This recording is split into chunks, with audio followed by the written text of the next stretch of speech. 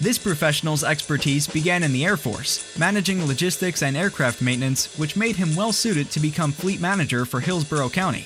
So I've been in the current position for roughly 6 years now. I retired from the military, U.S. Air Force, after a 30-year career. In my background in the Air Force was logistics, aircraft maintenance.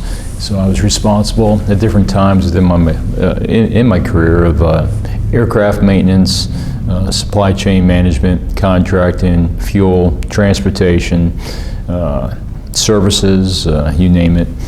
Anything dealing with logistics, that was my area of expertise. And what I quickly learned is that whether you're trying to manage a fleet of cars, trucks, or aircraft, the same principles pertain.